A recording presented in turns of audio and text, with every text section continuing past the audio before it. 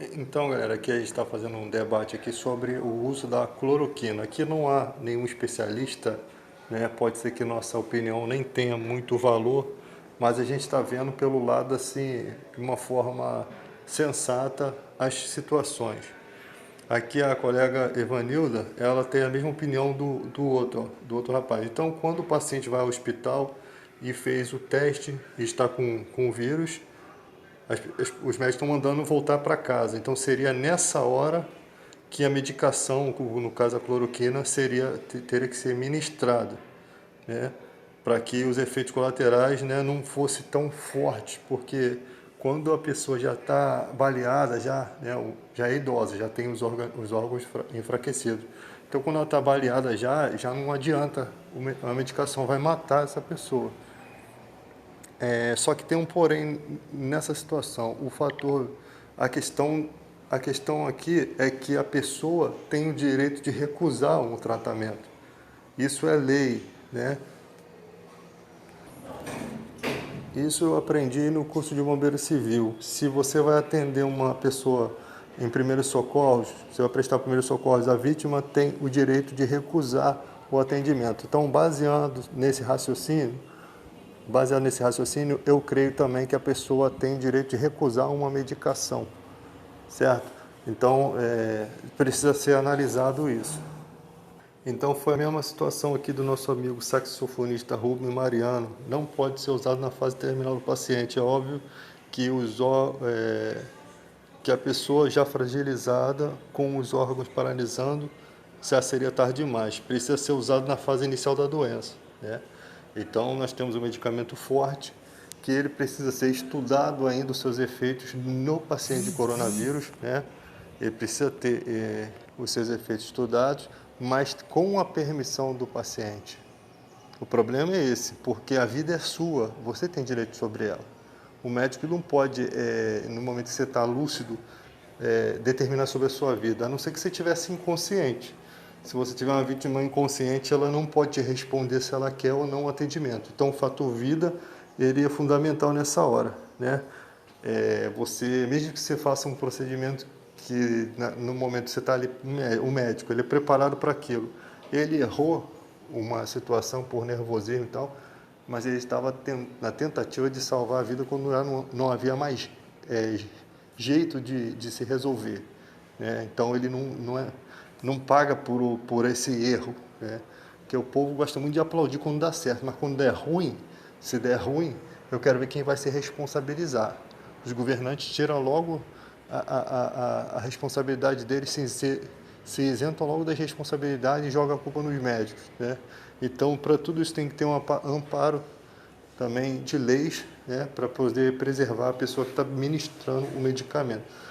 E a quantidade, talvez, para se usar essa cloroquina, né, como o governo tinha que estar preocupado também em dar os medicamentos para as pessoas que precisam para outras, para o tratamento habitual, né, da pessoa que precisa da cloroquina, até porque não dá para você comparar o coronavírus com a pessoa que recebe a cloroquina para outro tipo de doença, como malária e tal, porque essas pessoas tomam esse medicamento constantemente. Então, eu creio que o organismo dela tem uma certa resistência maior do que a pessoa que está tomando o medicamento pela primeira vez, né? Então, ali a questão se dá o seguinte: os efeitos colaterais. A pessoa aceitou o medicamento, qual a dosagem desse medicamento? Porque uma coisa é você dosar um medicamento para uma situação, outra coisa é você saber a dosagem certa para matar o coronavírus. Você tem uma dosagem que pode ser enfraquecida apenas para matar o coronavírus, sem causar dano no paciente. E isso só com estudo e isso só com autorização das pessoas, né? Eu não sei se o médico pode intervir, né, nessa questão. Até porque o medicamento sendo ministrado antes da pessoa ser internada, seria muito cruel forçar uma pessoa a tomar um medicamento que ela não quer. Seria muito cruel, né? E medicar essa pessoa quando já estiver ruim já não vai resolver nada, vai acabar de matar. E também sair medicando todo mundo com isso, que é um ato de loucura, porque tem gente que pode morrer dos efeitos colaterais sem nunca ter tido risco de morrer de coronavírus, pela sua saúde, né?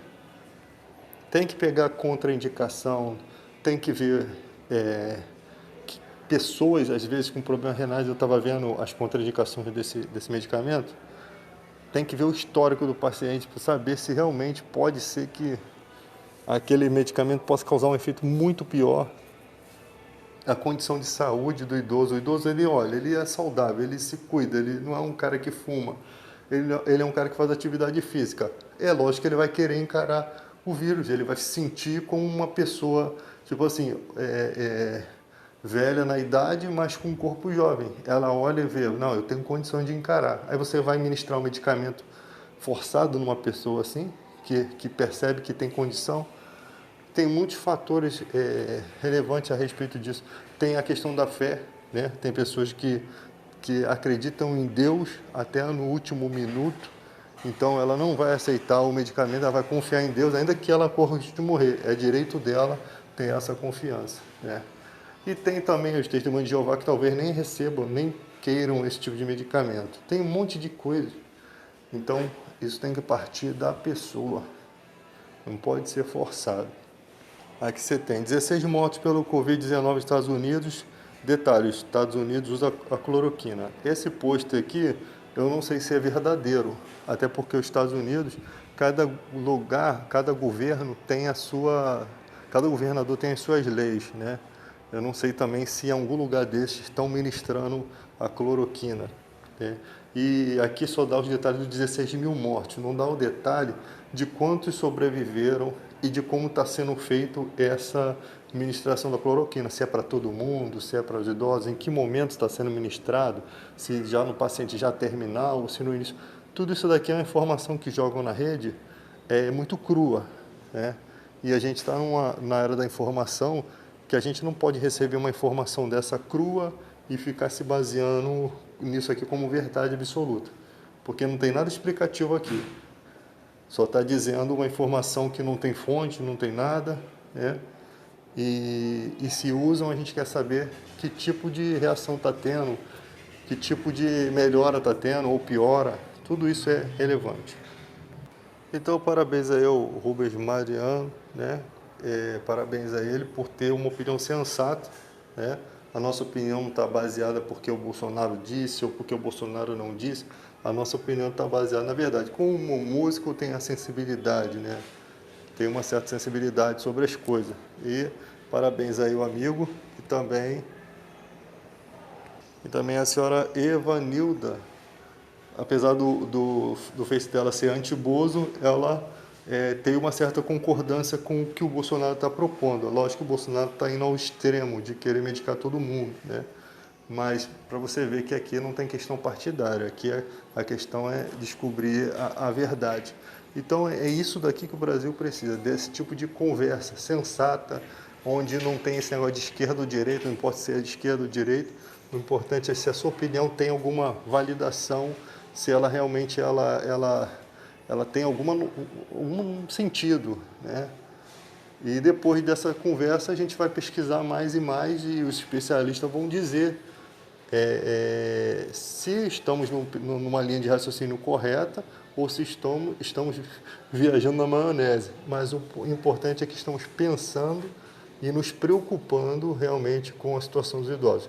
Essa preocupação, isso daí que é bacana, porque isso move orações, isso move gestos de afeto, isso move força, né?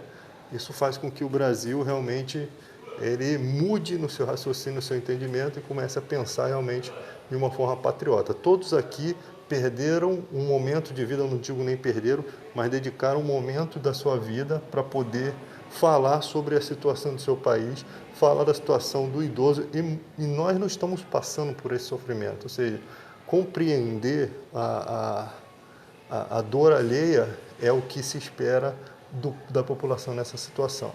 Isso é patriotismo, você se preocupar com aqueles guerreiros que lutaram, né, para que hoje o nosso Brasil ou se tem alguma tecnologia, se tem alguma coisa boa para nós hoje, é porque esses idosos, eles lá atrás fizeram a diferença. Então é hora da gente cuidar deles, porque eles prepararam o solo para nós. Forte abraço a todos.